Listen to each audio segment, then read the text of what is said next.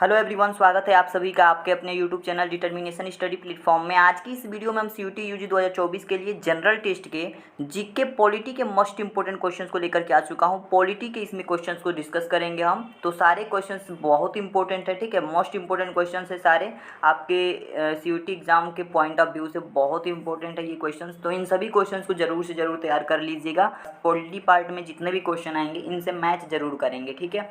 तो इन सभी को पढ़ लीजिएगा, जरूर से जरूर तैयार कर लीजिएगा। तो चलिए हम पहले क्वेश्चन से इसकी शुरुआत करते हैं। पहला क्वेश्चन हमारे पास दिया गया है, भारत का प्रधानमंत्री उसकी सरकार के खिलाफ अविश्वास प्रस्ताव में भाग नहीं ले सकता जब।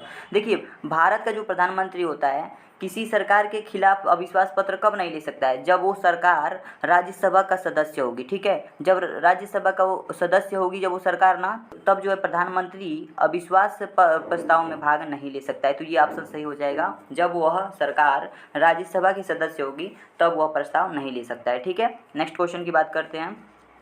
क्वेश्चन नंबर सेकंड हमारे पास है, भारत के राष्ट्रपति बनने के लिए न्यूनतम आयु है, ठीक है। तो न्यूनतम आयु क्या होनी चाहिए राष्ट्रपति के लिए? तो राष्ट्रपति के लिए जो न्यूनतम आयु, कम से कम जो आयु होनी चाहिए 35 वर्ष की होनी चाहिए, तभी वह राष्ट्रपति बन सकता है भारत का, ठीक है। तो इस तरीके से ऑप्शन नंबर सी बिल्कुल करेक्ट हो जाएगा, 35 वर्ष याद रखिएगा। और मैं बता देता हूँ, उपराष्ट्रपति बनने के लिए भी आपकी न्यूनतम आयु जो है 35 वर्ष ही होनी चाहिए। नेक्स्ट क्वेश्चन की बात करते हैं। थर्ड नंबर क्वेश्चन आपके सामने है, भारत का संविधान निम्नलिखित में किसका आश्वासन देता है? तो भारत का संविधान किसका आश्वासन देता है? ऑप्शन देखिए यहाँ पे निम्नलिखित में कहा है, यानी कि इन सब में किसका आश्वासन देता है, किसका नहीं देता है, ये हमें बताना है। तो देखिए, क्षेत्रीय अखंडता को नहीं, इसका आश्वासन संविधान नहीं देता है। संप्रभुता को नहीं, ये तो प्रभुता को बढ़ावा देता है, संप्रभुता को बढ़ावा नहीं देता है। संघ से अलग होने का अधिकार देता है, नहीं, ऐसा नहीं, ये एकजुट रह करके कार्य करने का आश्वासन देता है। तो ये तीनों जो है गलत है। तो क्या ऑप्शन सही हो जाएगा? इनमें से कोई नहीं, ठीक है। तो ऑप्शन नंबर डी जो है बिल्कुल करेक्ट हो जाएगा, इनमें से कोई नहीं, ठीक है। इनमें से कुछ भी संविधान आश्वासन नहीं देता है। नेक्स्ट क्वेश्चन की बात करते हैं। 4 नंबर क्वेश्चन है। चौथा नंबर क्वेश्चन आपके पास है, भारतीय संविधान में 11वां मौलिक अधिकार कौन से संशोधन के बाद जोड़ा गया, ठीक है।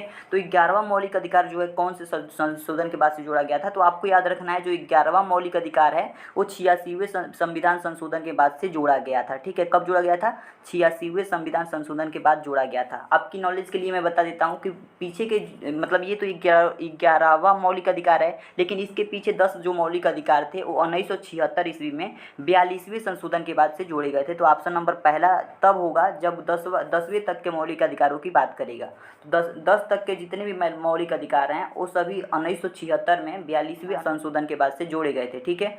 और इसकी बात करें यानी 11वें मौलिक अधिकार की, तो 11वां मौलिक अधिकार जो है 86वें संविधान संशोधन के बाद जोड़ा गया था और ये 2002 में जोड़ा गया था, ठीक है। तो इस तरीके से ये ऑप्शन आपका करेक्ट हो जाएगा। नेक्स्ट क्वेश्चन की बात करते हैं। 5 नंबर क्वेश्चन है, उसके बाद से नीचे आपके पास जो है ऑप्शन दिए गए हैं। भारत के संविधान में मताधिकार की आयु कौन से, आगे लिखा गया है, मताधिकार की आयु कौन से संविधान संशोधन के बाद 21 से घटाकर 18 कर दी गई है? तो किस संशोधन में जो मताधिकार की आयु जो है 21 से घटा करके 18 कर दिया गया है? आपको पता होगा कि जो वोट देने वाले व्यक्ति होते हैं अब उनकी 18 वर्ष की आयु होती है, लेकिन पहले जो है 21 वर्ष आयु होनी चाहिए थी, तब जाके कोई मत दे सकता है, यानी वोट दे सकता है किसी प्रत्याशी को, ठीक है।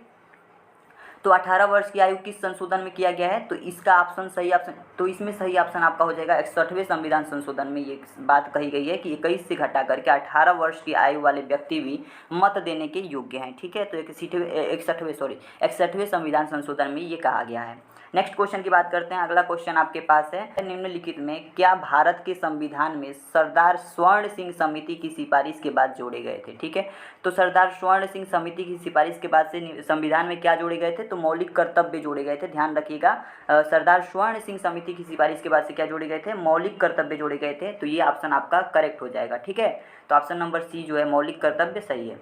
नेक्स्ट क्वेश्चन की बात करते हैं। अगला क्वेश्चन हमारे पास है, निम्नलिखित में क्या शिक्षा के अधिकार परिधि में नहीं आते हैं, ठीक है।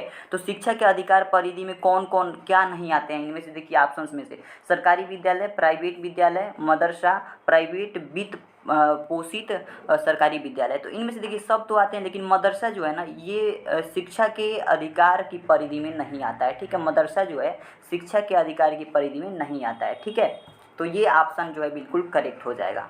नेक्स्ट क्वेश्चन की बात करते हैं। अगला क्वेश्चन यानी 8 नंबर क्वेश्चन की बात करें तो ये क्वेश्चन है, यदि किसी केस में संविधान से संबंधित फैसला लेना हो तो किस कोर्ट में लिया जाएगा। ठीक है, तो संविधान से संबंधित जितनी भी फैसलाएं हैं वो सभी फैसला जो है सुप्रीम कोर्ट केवल करता है, केवल सुप्रीम कोर्ट में। तो ऑप्शन नंबर ए बिल्कुल सही हो जाएगा, केवल सुप्रीम कोर्ट ही इसका फैसला कर सकता है। ठीक है, तो संविधान से संबंधित कोई भी फैसला जो है सुप्रीम कोर्ट को ही करना होता है। ठीक है, तो ये ऑप्शन आपका करेक्ट हो जाएगा, केवल सुप्रीम कोर्ट। अगला क्वेश्चन देखते हैं। अगला क्वेश्चन हमारे पास यानी 9 नंबर क्वेश्चन है, नीति निर्देशक सिद्धांतों के अनुवंशित समान नागरिक संहिता क्या सुनिश्चित करने के लिए है। ठीक है, इसमें क्वेश्चन क्या है, नीति निर्देशक सिद्धांतों में अनुवंशित समान नागरिक संहिता क्या सुनिश्चित करने के लिए है। तो ये जो है राष्ट्रीय एकता को बढ़ावा देने के लिए है। ठीक है, क्या सुनिश्चित करने के लिए, राष्ट्रीय एकता सुनिश्चित करने के लिए। ठीक है, तो ये ऑप्शन आपका करेक्ट हो जाएगा, पहला ऑप्शन। ठीक है, तो याद रखिएगा हमेशा कि जो नीति निर्देशक सिद्धांत है वो क्या है, नागरिक संहिता को, राष्ट्रीय एकता को बढ़ावा देने के लिए है, यानी इसको सुनिश्चित करने के लिए है। अगला क्वेश्चन आपके पास है 10 नंबर,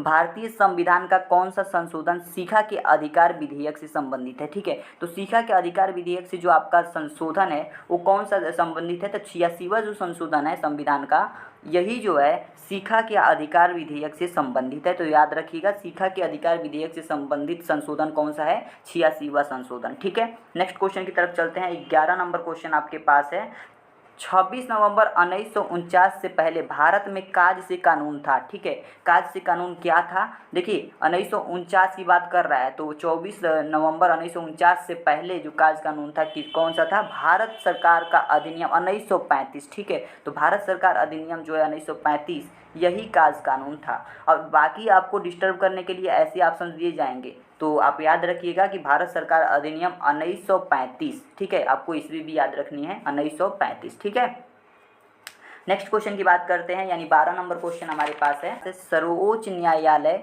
न्यायाधीशों की संख्या संशोधन अधिनियम 2008 के बाद सुप्रीम कोर्ट के न्यायाधीशों में सीजीआई सहित, ठीक है, सीजीआई सहित की बात कर रहा है कि कुल संख्या क्या है। ठीक है, तो न्यायाधीशों की संख्या क्या है सीजीआई के सहित, सीजीआई को लेकर के भी, मतलब पूरे सुप्रीम कोर्ट में जो है न्यायाधीशों की संख्या कितनी है, 31 है। तो ऑप्शन नंबर डी बिल्कुल करेक्ट हो जाएगा। याद रखिएगा कि सुप्रीम कोर्ट में न्यायाधीशों की संख्या सीजीआई सहित 31 है। ठीक है, तो ये ऑप्शन आपका करेक्ट हो जाएगा। अगले क्वेश्चन की तरफ चलते हैं। अगला क्वेश्चन है 13 नंबर क्वेश्चन हमारे पास है, संविधान सभा ने तिरंगे को राष्ट्रीय ध्वज के रूप में कब अपनाया। ठीक है, संविधान सभा ने तिरंगे को कब कहा कि ये राष्ट्रीय ध्वज है, तो ये 22 जुलाई 1947 ईस्वी को अपनाया गया था, तिरंगा को राष्ट्रीय ध्वज बनाया गया था। ठीक है, 22 जुलाई 1947 को। ठीक है, कब किया गया था, 22 जुलाई 1947 को, याद रखिएगा। ठीक है, अगले क्वेश्चन की बात करते हैं हमारे पास, यानी 14 नंबर है, किसके नाम पर भारत सरकार के सभी अनुबंध समाप्त हो गए हैं।